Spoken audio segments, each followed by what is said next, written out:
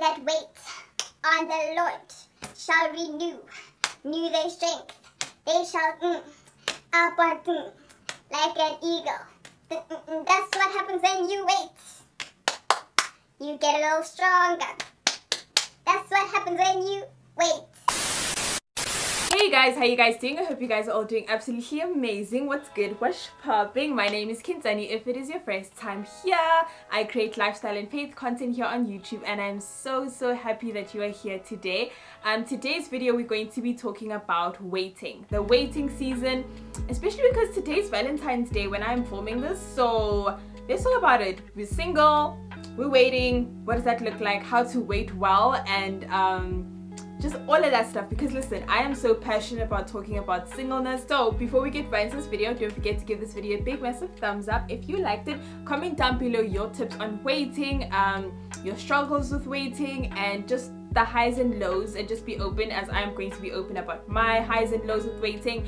And don't forget to subscribe to my channel if it is your first time here, or you've been here and you haven't subscribed. Please do consider subscribing. It is fun over here and we would love to have you. And let's just get right into the video. So just to give you guys a bit of a backstory for those of you that are new here, I have been single now approaching 4 years, which crazy.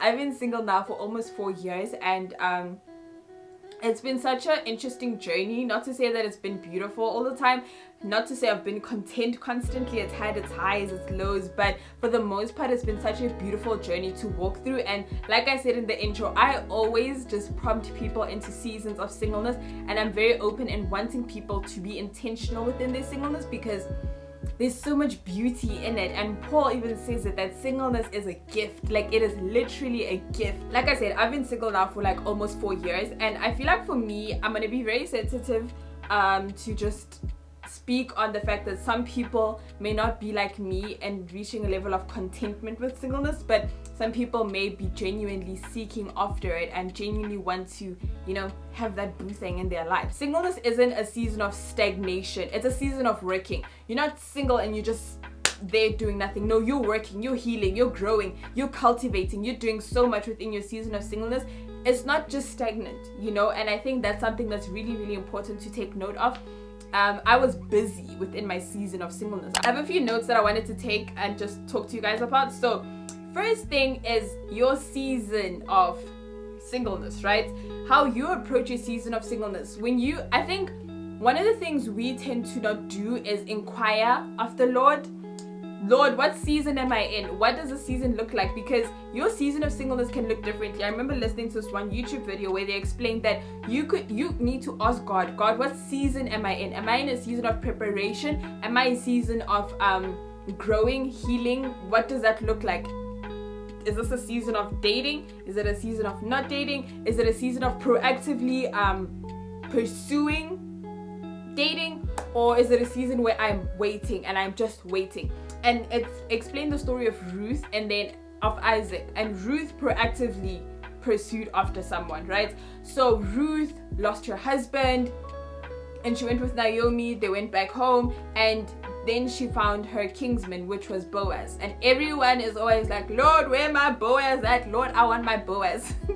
And what she did is she proactively did that. Like, she would go onto his fields, you know, and chop, you know, and clean the wheat,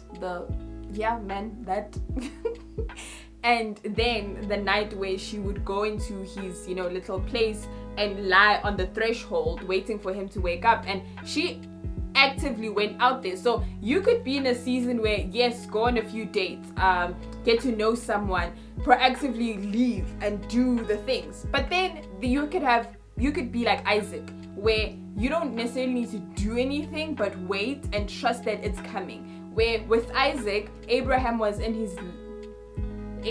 about to tap out, and after that, Abraham told one of his trusted servants to be like, go to the land in which I was from and go seek after someone for Isaac. And this servant went and prayed and said, Lord, okay, if I find a girl here, she's gonna say, hey, can I take some water for you to drink and also to feed your animals? If that be the case, she the one.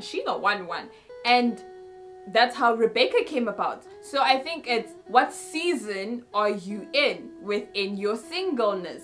Are you in one where God is just like, don't do nothing, we are waiting, we're cultivating, it's me and you? Or you could be in a season where it's like, okay, I've healed, I've grown, and I've been single for a while, and God is prompting me to get to know a few guys, or, you know, go out more, or, you know, things like that. So I think you really need to gauge what season you're in, and also the importance of God doesn't waste a season. And if you're in a season where God is saying don't move, just stay here, then cultivate that, steward that well. Like, you can't expect the big when you aren't cultivating the small. Point number 2 that I learned from Charles McCough and his wife, I think there was a thing called expectation. Oh, also, I have a bunch of resources. Let me know and comment down below if you guys want me to do a video about books, sermons, podcasts, all these things that you guys want to know about. I can literally drop them at your door. Let me know if you guys want me to do a video like that, because I have learned so much.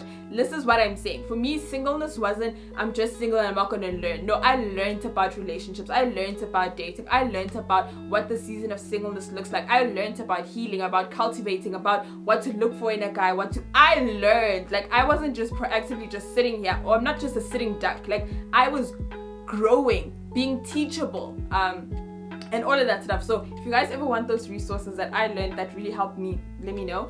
But the next thing was Charles McCough, when he said something where he said, if you don't have what you want right now, it's because God sees you don't need it yet.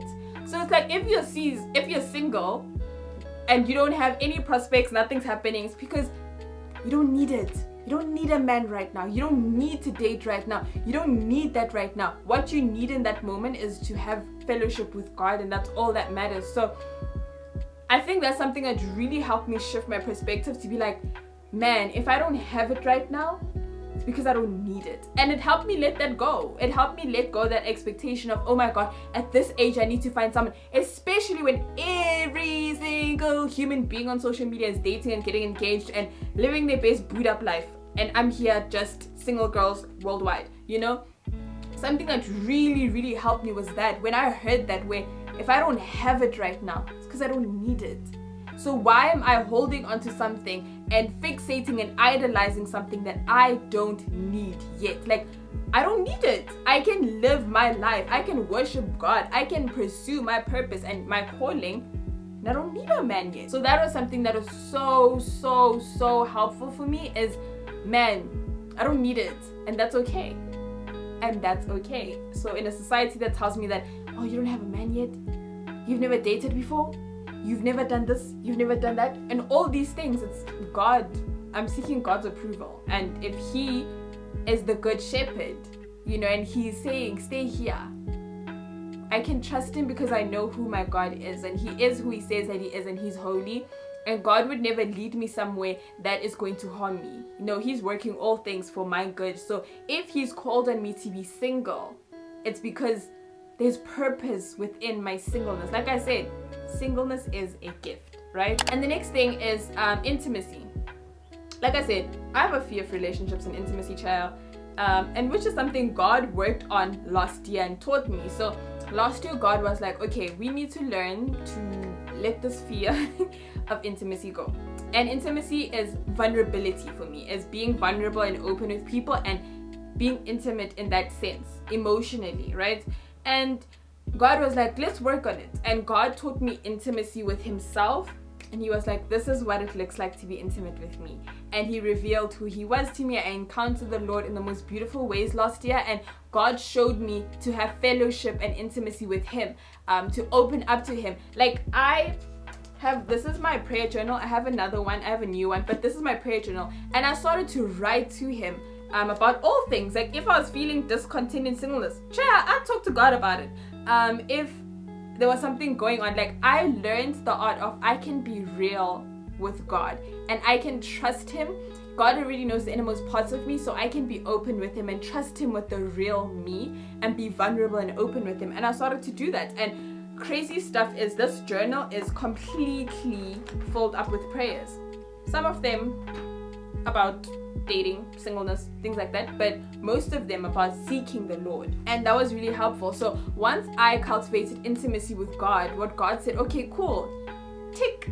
Then he was like, let's learn intimacy within friendship. And God gave me such godly friendships last year, and I was like, okay. And the thing is, the distortion in my head was, I thought once I got godly friendship that it would be easy. No.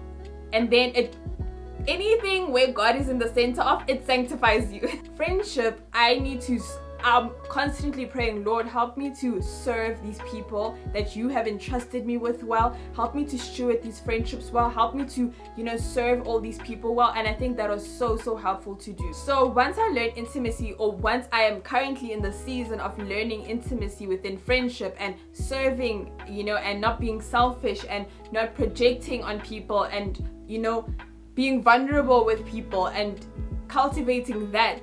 Once God sees that, okay, she's learned all the lessons here, I'll learn intimacy within being in a romantic relationship. So everything is a step, and I think that was something for me that was so helpful. Is God taught me intimacy within himself, then he's currently teaching me intimacy within friendship, and then the time will come where he will teach me what intimacy within a romantic relationship looks like, being open, vulnerable, and trusting the person that God has sent my way. So that's something that really helped me, is the steps. And like I said, if you ask God, he really will tell you these things. God is not a shy God. If you ask him and you inquire of him about what season you're currently in, he will tell you. And like I'm saying, I'm currently in the season of serving friendships, cultivating friendships, and all of that stuff. So the next thing is asking, what do these areas in your life look like? Your spiritual, emotional, physical, financial, social. What do those look like? Are those healthy? And I remember there was a sermon by Mike Todd where he spoke about before the person, which I'll just open up and share those with you guys. So he said, God wants a relationship for you, but before then, this is what God wants to impart on you: a place and a purpose, provision, identity, parameters. So allow God to put you in a place, allow God to give you a purpose, allow God to define your identity, allow God to be your provision, allow God to set your parameters, and allow God to fill you. And once those things are all set in stone, so I think that's the big thing I want to ask you, is what do those areas in your life look like? For me, listen, chat, I feel like I'm not ready. Every time I look at the areas in my life, I know that I still have so much work I still need to do, and not necessarily to be perfect, because none of us will ever be perfect, but I want to go in being the best work in progress I can possibly be. I don't want to come to this guy and then I'm only at 1% work in progress. I want to at least have cultivated myself. Like I'm saying, I won't be perfect, but I want to make sure that, man, I'm working on myself. And I remember a video I did with my mom. I spoke about childhood traumas and how one thing that motivates me to heal from my childhood traumas is I want to be the best mother I can be. I want to be the best wife I can be. I want to be the best friend that I can be. I want to serve people well. And if my childhood traumas are the places that are where I fall short, I don't want to impart those on people. So I want to learn, grow, heal while I'm in my season of singleness, so that I don't impart my flaws and shortcomings on people and then I'm stubborn and then I'm just like, this is just the way I am. No, sweetie, you didn't work on yourself. So I think for me, that was the big thing, is I want to work on myself in all areas of my life. I want to make sure that I'm emotionally stable. I want to make sure that I'm physically stable, that I'm healthy. I want to make sure spiritually that I am right with God and I'm fully devoted to him and I'm single-minded towards the Lord. I want to make sure, that financially that I'm fine, social that I'm fine. So ask yourself, the areas in your life, what do those look like, and are those healthy? Because if they are, what's stopping God from giving you someone? Because if you are unhealthy, honestly, and it's not even about physical health, I'm talking spiritual health, emotional health, all these things, if you aren't fine within, and all of that stuff, you're gonna project those onto someone else. You're gonna bring all of that baggage and dump it onto someone, and that's just not fair. I think for me, that's my big thing, is it's so unfair to project on someone, and I really don't want to do that. I really don't want to do that. So while I'm still single, God, work on me, child. prune me, refine me, so that I can be, like I said, the best friend that I can be, the best mother that I can be, the best wife that I can be, and steward those seasons well, you know, be the best girlfriend that I can be, all of that stuff. You understand what I'm saying? And I think that's something that genuinely helped me, is constantly asking. And I think for me, I personally fall short because I tend to think in a perfectionist mindset sometimes, where I'm like, I have to be perfect. I'm not perfect yet, so I will never date. But it's like, now God is shifting me to be like, no, you come in as a work in progress. But in that, make sure that, shame, you have progressed, you know? Don't chase after perfection, but progression. So it's like, make sure you've progressed in being a good work in progress. Think of when you make bread. Like, I don't want to come there with as a yeast, milk, egg combination. I want to at least come knowing that I've been kneaded, I have been stretched, I have, you know, so that I can be a beautiful cinnamon roll. If that makes sense. So that's something that genuinely, honestly helps me constantly in remaining content, is to be like, God is still working on me. He's not done with me yet.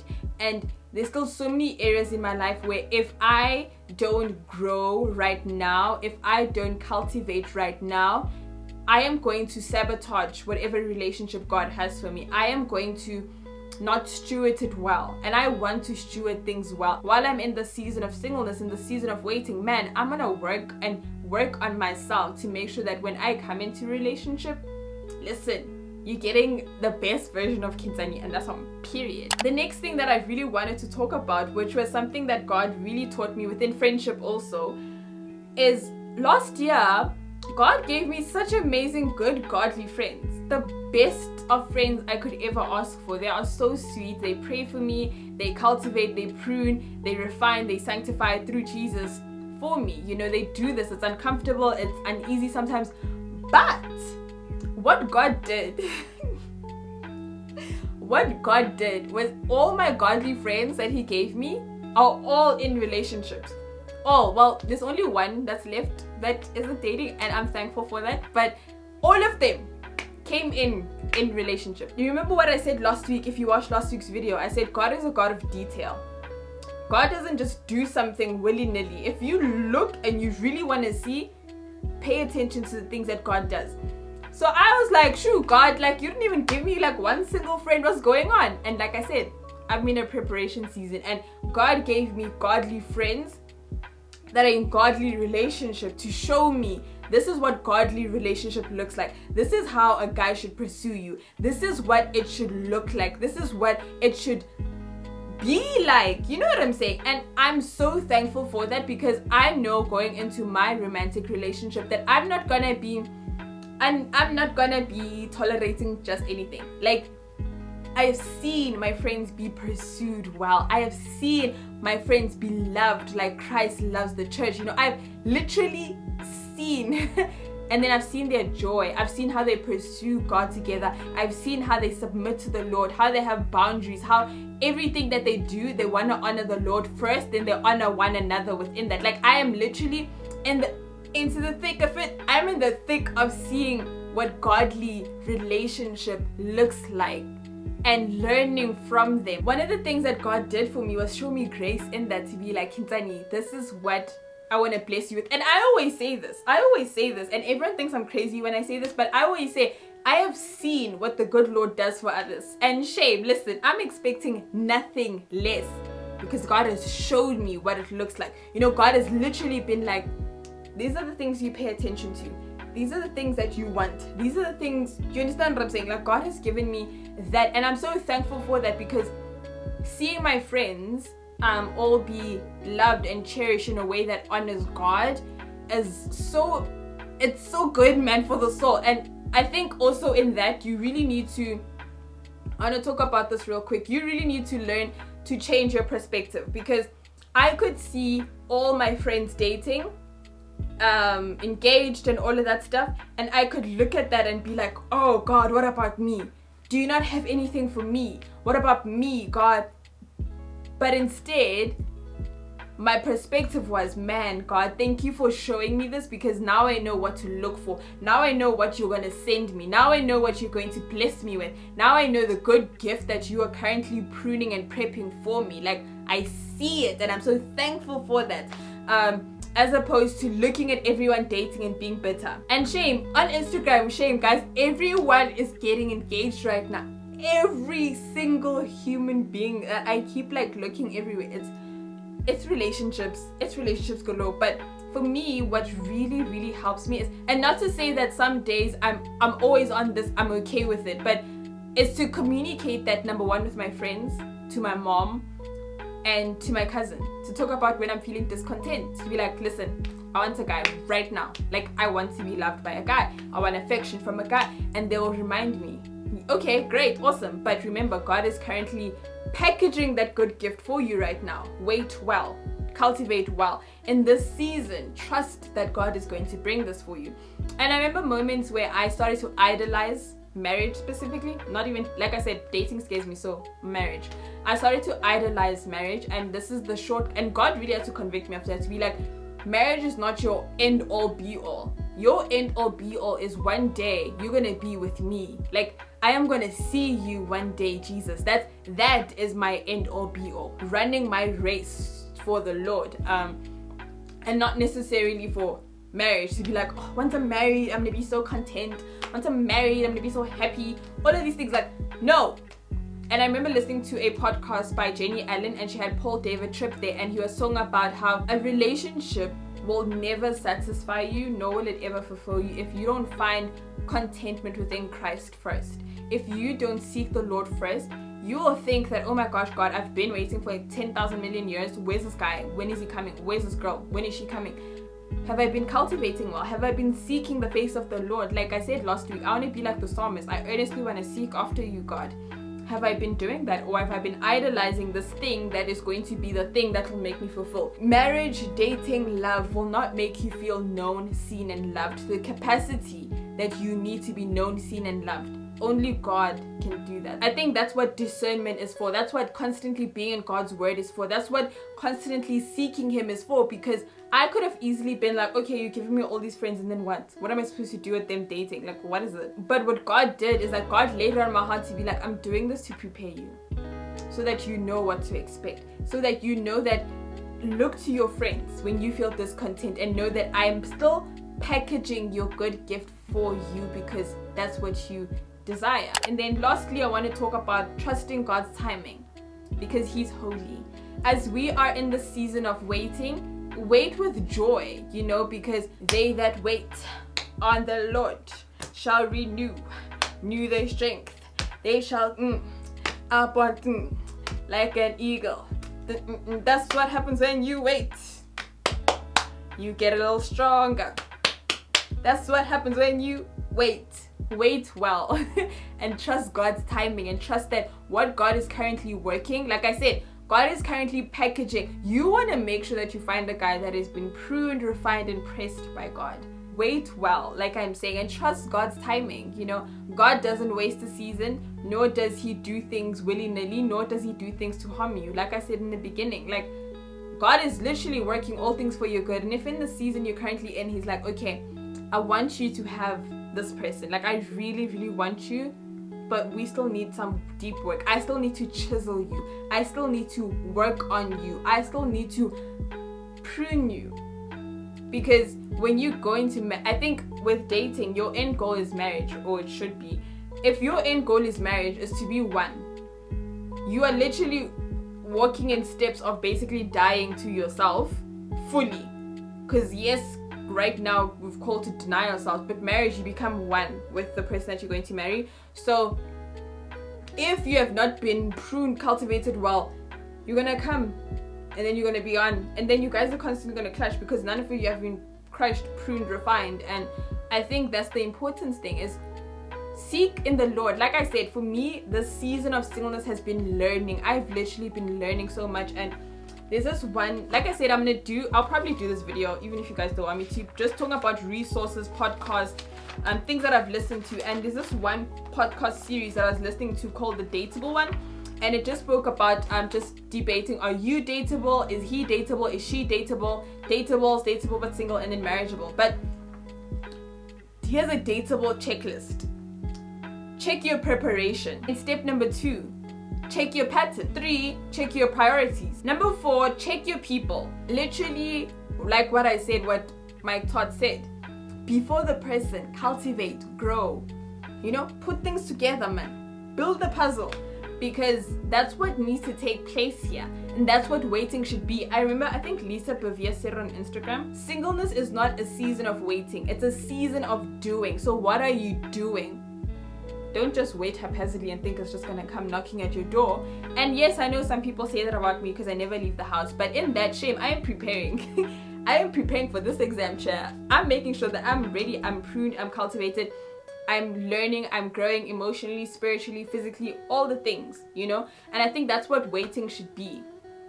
That's what waiting should feel like, is that I am waiting and that I'm trusting God, and I know that God is doing exceedingly and abundantly. So tips on waiting, I only have 2 tips for you guys. The first one is give your heart to Jesus. If you give your heart to Jesus, you'll be content in him, and once you're content in him, you'll be content in the season of life he has you in, because also in that, you know that he's holy, he's kind, he's not a man that he should lie, you can trust him, everything he utters is truth, he's holy. So wait on him. Pursue after Jesus. Today's Valentine's Day. Pursue after Jesus. If you don't have a man, pursue after your first love, the lover of your soul, the one that saved you, the one that redeemed you, the one that calls you mine. Pursue after him. And then secondly, I would say, change your perspective. If you are, where are all the men? Why am I here? All the men are gone.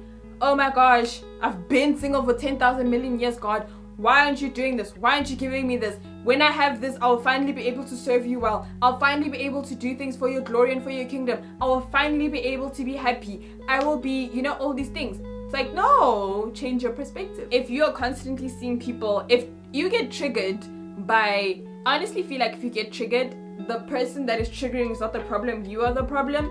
But even in that, is that if it triggers you, then unfollow, man. Unfollow. Seek after singleness. Pursue and ask God, God, I am single, right? Like, go to God and tell him, God, I'm frustrated. I want a boo thing right now. And ask God, what season of life do you have me in? And then what season of singleness do you have me in? And please be intentional. I'll leave a video up here. Like I said, the playlist that I did with my cousin about all the things that singleness has taught us. We did a single Q&A talking about like temptations, lust, loneliness, comparison, all of those things. Like I said, today I just wanted to just share my heart with regards to waiting and things like that. But that video is really, really helpful. So I will link it up and I'll leave it in the description down below also for you guys. The last thing I just really want to say, like I've been saying, wait well. Wait well. Because how you wait determines how you will serve in relationship. You know, how you cultivate your season of singleness will be how you will end up cultivating dating, how you will cultivate marriage. You don't go into dating and marriage and then all your shortcomings fall away. They get magnified. They get like, it lights up. So use this season well. Cultivate well. Prune yourself well and have the mind of, I want to honor my future wife and my future husband. And most importantly, I want to honor God. Like I said with childhood traumas, you want to be the best version of yourself. So work on yourself and all of that stuff. So anyway, chat, that's the end of this video. I feel weird talking about singleness by myself. It feels honestly so weird, but I hope this video was helpful. I kind of didn't really script it. I just really came and just shared my heart with you guys because I wanted to feel like friends just catching up and having a conversation, and I hope that this was helpful. So this is the end of the video. Thank you guys so much for watching. I really hope you guys enjoyed. Don't forget to give this video a big massive thumbs up. Comment down below and let me know your tips. Just let's chat. I love chatting to you guys. And please don't forget to subscribe to my channel. If you haven't subscribed, please do consider subscribing. It's fun over here, and like I said, we would love to have you here in this amazing, fruitful, sweet community. And I love you guys, and I will see you guys in my next video. Oh wait, happy Valentine's Day. Okay, bye.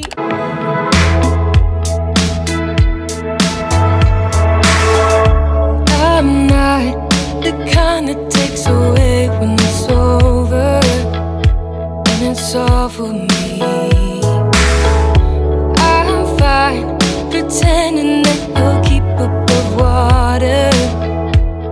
you care.